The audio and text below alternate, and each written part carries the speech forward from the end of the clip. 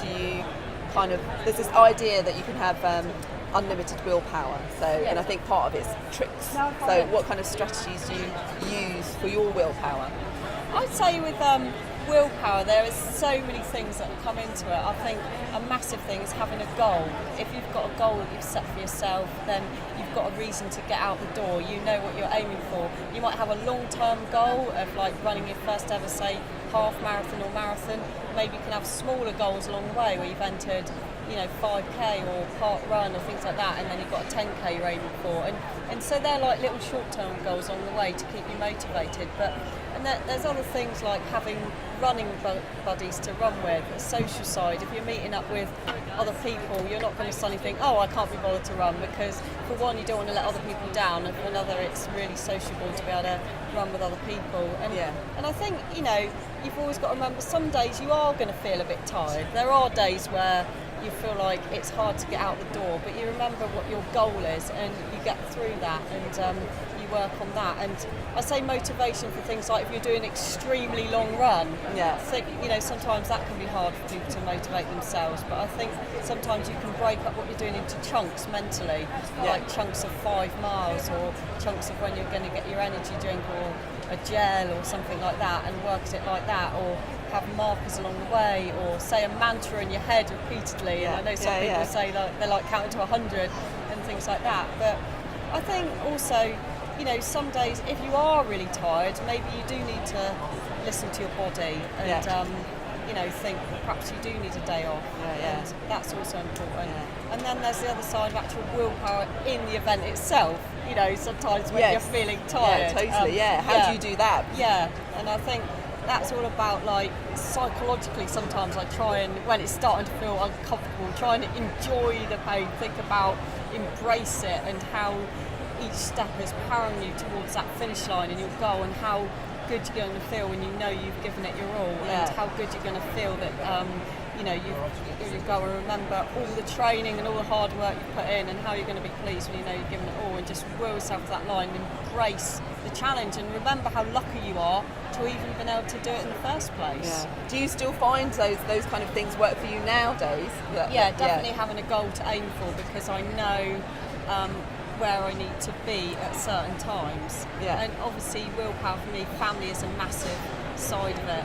I find like being active as a family, not only running but other fitness activities as well. The fact that I know that doing my running, we can have that quality family time, that gives me a lot of motivation, because I know as a family we can enjoy keeping fit together, and I think it's great to be able to show the kids it's fun to be active. Do you think that that's empowering your kids as well? Because you were talking before on the panel about you being embarrassed when you were younger, going up to collect your awards on the stage, and I remember that too as well, and it was an embarrassing to be good at sport. And do you think that that's beginning to change for young girls? I think it is, even when I've been into schools, and I've been into schools awards night, and I think it's definitely changed, that people going up to get awards are able to be proud. And definitely, and running has become much more of a cool thing to do, I think, compared to when I was a teenager, and I think that's lovely to see.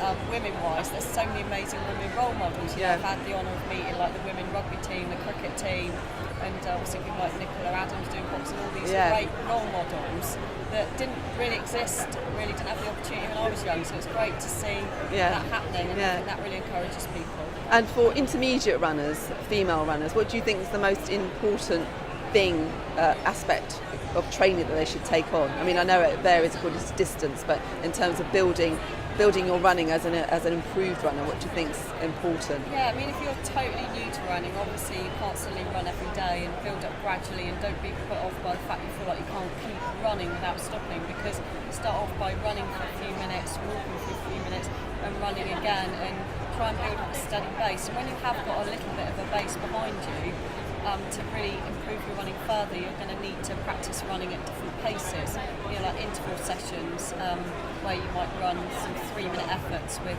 rest in between, like 6 times 3 minutes, just a simple thing like that, where you're running quicker than your race pace. And obviously tempo runs, where you run at a sort of comfortably hard pace for 20 to 30 minutes. These anything where you're running slightly quicker than race pace is going to enable you to move to the next level, because then when you do your race pace, you're able to feel that place is comfortable, so it's not like an all-out pace. So that's really important to start introducing training at different paces, but introduce it gradually. And in staying injury-free? Yeah, I think staying injury-free is listening to your body. If you've got niggles, don't be afraid to do cross-training like aqua running or stationary bike to supplement your training. Try and run on soft surfaces now again, like trails or grass. Make sure you do your stretching, like every evening make an effort to go through all your stretches so that you've done that. And make sure your diet and nutrition is good so that you recover from training. When you've done a hard session, there's like a window of opportunity where your body is really receptive to replacing its stores and repairing itself. So do that and get regular massage and physio and get expert advice if you need it. And last question, there are obviously so many race events now that are launched as ultra running events. Are there any out there that you've just gone, oh, I'd love to do that? Yeah, I mean, to be honest, at the moment I'm still focusing on trying to take it home, but I'm absolutely in awe of all these ultra runners running 100 miles and people running across the desert, and that is absolutely inspiring. And I'm so inspired hearing challenges of people running like 100 miles a day or doing a marathon every day. Like, it's so inspirational to me, and when I'm doing my long run I think of these people I spoke to and they inspire me, and I'd love to in the future try some kind of ultra event. I think it would be a massive exciting challenge. Okay, brilliant.